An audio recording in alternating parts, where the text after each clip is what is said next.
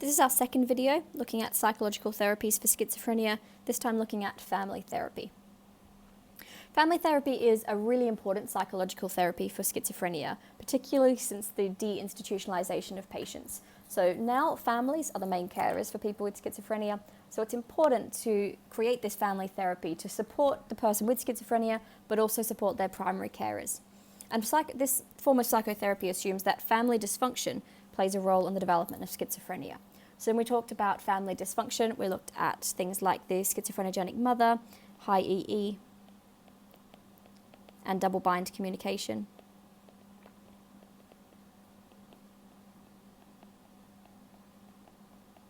So family therapy is really based on and in keeping with those psychological theories like double-bind and schizophrenogenic mother and high EE. So it involves the whole family, and the aim is to improve the quality of communication and interaction in families with the patient. So there's a range of different approaches to family therapy, but generally it helps to reduce the negative emotions and improves the family's ability to help. So in order to reduce the negative emotions, it aims to identify and reduce the levels of expressed emotion, i.e. the negative emotions, the over-involvement, the verbal criticisms and hostility that is shown by families. And this helps to reduce stress, which can be a really important tool for reducing the risk of relapse. It can also improve the family's ability to help the patient. So the therapist will encourage the family members to form what's called a therapeutic alliance, and so they all agree on the aims of therapy.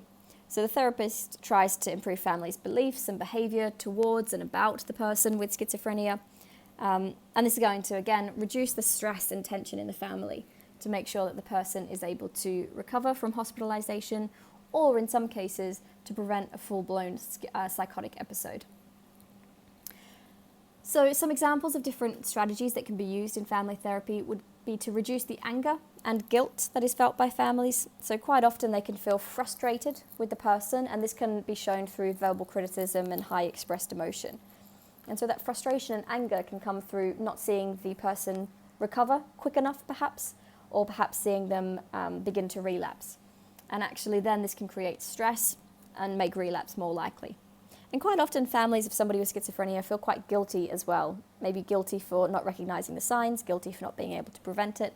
And so family therapy can help educate them on the causes of schizophrenia, and therefore this can lessen the guilt. It can help families anticipate and solve problems, and so, for example, problems that might surround taking their medication and maintaining their medication schedule. They can come up with communication strategies that will help them to support the person with schizophrenia without being critical or overbearing. And it can just educate the family on what schizophrenia is and can challenge the stigma.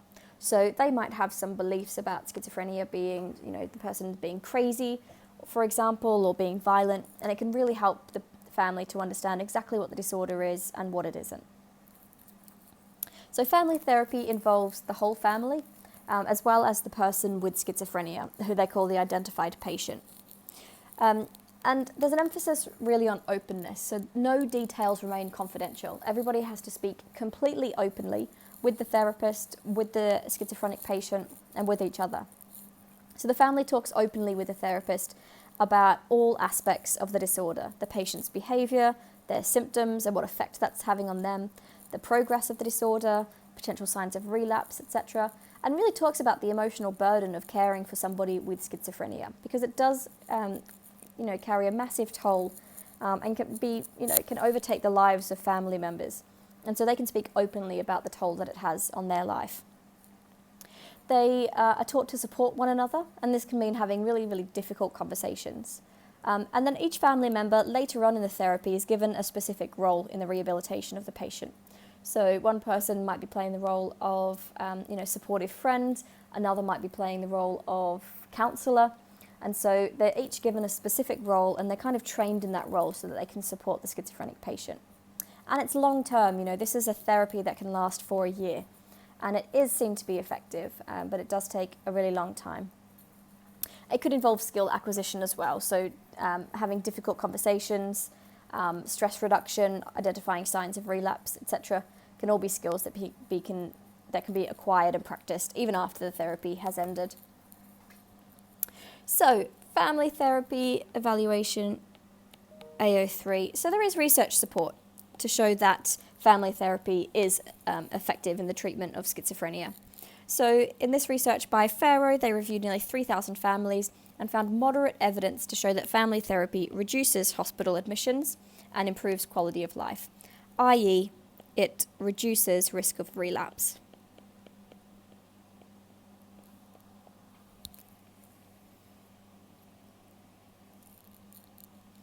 So we know that just like CBT, NICE, or NICE, the National Institute for Health and Care Excellence, recommends family therapy to everybody with a diagnosis of schizophrenia. So this means that family therapy is known to be effective at treating schizophrenia and is likely to be of benefit to people at all stages of schizophrenia, as well as their family members.